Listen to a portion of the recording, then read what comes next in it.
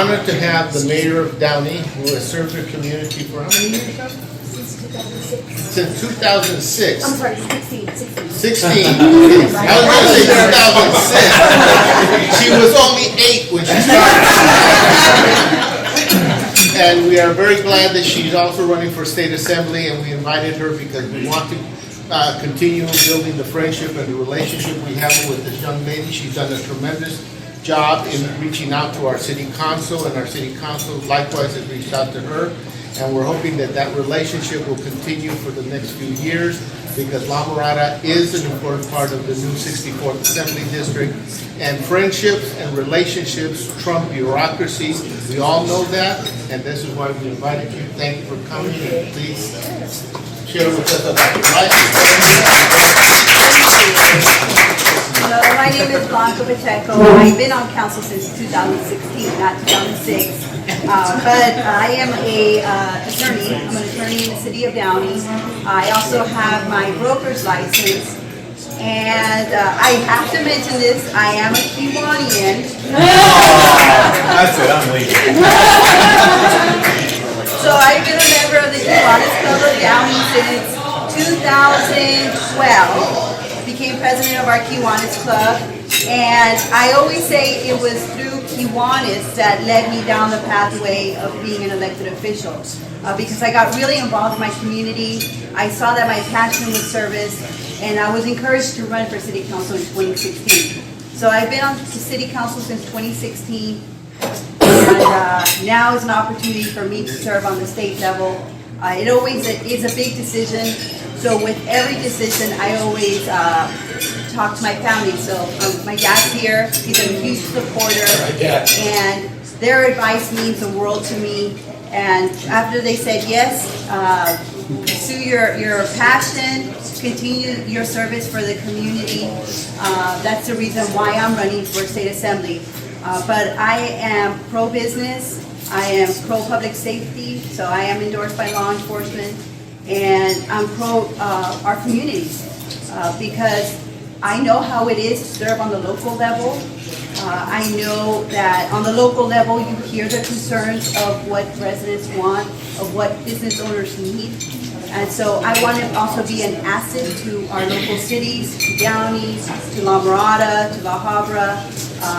I'm going to share my love to 8 cities and also unincorporated South Whittier. So in a sense, I almost have 9 cities. But I'm here to be an asset, to be a resource. And I want to thank all of you for being here today. I've also been a member of the Downey Chamber of Commerce. I was served on the board of the Downey Chamber of Commerce. And so I have a really close relationship with the Downey Chamber of Commerce. And I'm looking forward to developing this friendship, this connection with this Chamber of Commerce. We're not too far from each other. And hopefully that the manager from Chick-fil-A isn't moving to Downey, because we are opening another Chick-fil-A in Downey. We're actually going to have 3 Chick-fil-A's in Downey, which is surprising. So La Mirada, get another Chick-fil-A. They always have long lines, and I'm sure this one has long lines as well. But I'm here as a tool, as an asset, as a resource to all of you. I want to help all of you succeed, our city succeed, and so it's truly an honor and a pleasure to be here. I'm going to go ahead and open it up to questions that you may have while you're enjoying breakfast. And I also want to just special thanks to La Mirada Chamber of Commerce for allowing me to be here. Thank you. You're welcome. So I'll open it up to questions. Yes. Good morning, Mayor. Thank you. Thank you. I sit on the board of Straight Talk Counseling, and when you said public safety, one of the nags, Councilman Lewis will testify, one of the nags I have at public comment is that public safety means pretty much one thing: law enforcement.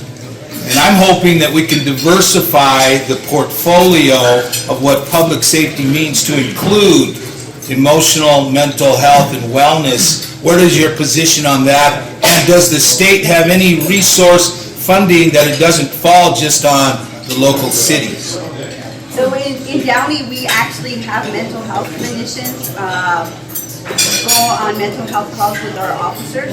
So there's 2 dedicated officers, which I feel like the program should grow, but we have 2 dedicated officers who are trained in dealing with mental health calls, and they have mental health clinicians go out there with these when they're dealing with these types of calls. So I agree, we need to expand. We need to get mental health clinicians out there with of course, law enforcement, because we need to have that partnership so that when they deal with a situation where it's a very problematic situation, that person can get the help that they need, but you have a clinician there with them. So I agree, we need to expand that definition. And I also want to include fire. So fire is also important for our cities. Granted, we don't receive many fire calls, but our firefighters are busy with EMT related calls. Thank you. Thank you. Thank you. One follow-up real quick. Yes. You will serve as the assembly person for La Habra, Yes. and that's a new territory. That's actually Orange County. And Kent and I belong to both chambers of commerce. And that's how we got to meet Action Trophy and Mr. La Habra over there. And so how difficult is that going to be for you, crossing the county line? Not difficult at all for me. I've actually already gone to visit the La Habra Chamber, and that's actually where we met. And so it's not going to be difficult for me. For me, it's important to get along with all the local electeds, including La Habra. I know it's Orange County, but I feel like I can represent everyone. It's the first piece of the orange. More to come.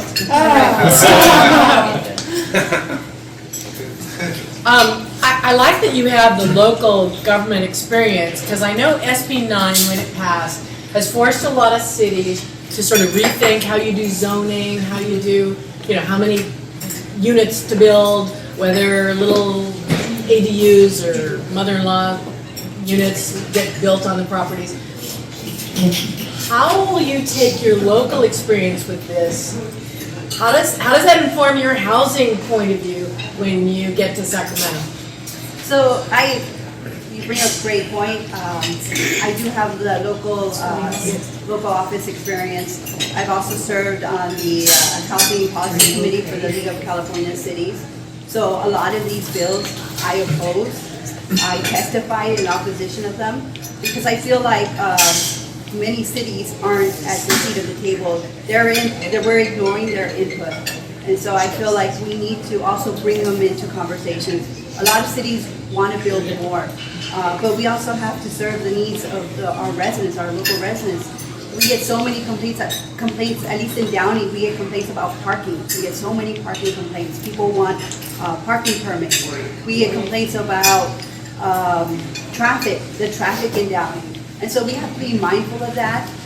So when I vote, I'm going to vote for my community. I'm going to vote for my district, for my city. And so that's what I'm going to explain when I get to Sacramento, that these are the concerns my community has, my cities have. And so I want to make sure that our cities have a voice and have a seat at the table. I have a question. So when you win assembly, what's it going to take for La Mirada to get you to set up your district office in La Mirada? Are you going to help me with that? Absolutely. Because currently, I will have the office in Downey. It makes sense because the Assemblywoman Cristina Garcia, who I will be replacing, her office is in Downey, so I can easily take that one over. But it's right next to Portos. So that means when we have meetings, we can just go to Portos. Or I can bring Portos over. Is that in Now I know Mario just where Garcia? you are. It is. I got a Porto's right up on the beach now too, so They're expanding. Yeah. it's next to the other, but. Yes.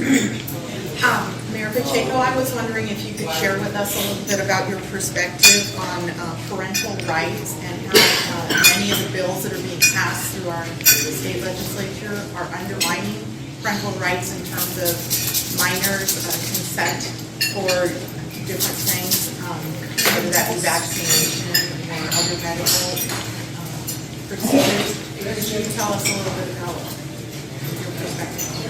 So, in respect to the education component, I actually don't have too much experience on that. I have more experience in serving on the local level. I have more experience on housing because I've served on so many committees with respect to housing. Also public safety, because, you know, as a local elected official, I'm involved with so many neighborhood watch programs. So for the educational, any legislative bills, I'm always going to read through all the bills, get input from everyone before I form any kind of decisions. So I'll just leave it at that, where I'm not really, right now, because I don't serve on any school board, but I will be mindful of any legislation, and I will get input from school boards and other elected officials after that. What are your thoughts on Senate Bill 107, which is, you know, inviting minors to come to California? If you get across the state line, the state will help you do whatever you want to do medically as a minor, pay for it. You know, I think that recently was passed. So, do you feel that that's a good thing for our state? I have to read into that bill. Yeah. So I hate saying a response when I haven't read something more thoroughly. Yeah. There's the attorney right there. Yes. Is there another question before mine? I am very much a Democrat when it comes to housing, and I'm very much a Republican when it comes to taxing. Where do you stand in position, because it's been my experience, 65 years old now, that Sacramento, you're a Democrat, you vote in a block. Republican, you vote in a block, and that party is really shrinking, the Republican Party. Where do you see yourself different from the majority Democrat?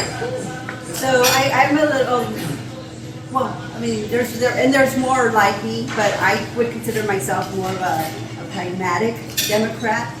I say pragmatic because I don't just make my decisions based on what, you know, my party does. I base my decisions on what's best for the community. I'm an independent thinker. I will read bills. I will get input. So I'm telling all the lobbyists that I'm going to have an open door policy because I need to make sure I get input from both sides before I make a decision. So I am a true Democrat with social issues, but when it comes to our businesses, we need to make sure our businesses continue to thrive. We need to make sure businesses don't leave California.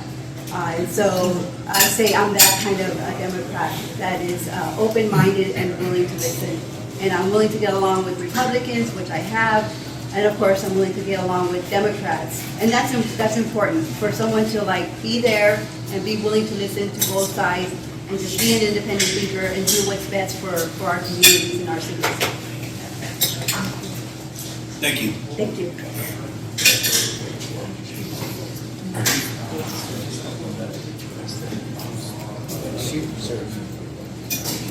So if anybody wants one of your signs, Oh, who do they yes. ask? So if anybody wants a sign, you can see my father over there.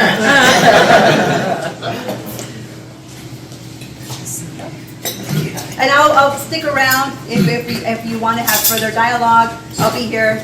We can talk some more. Okay, thanks.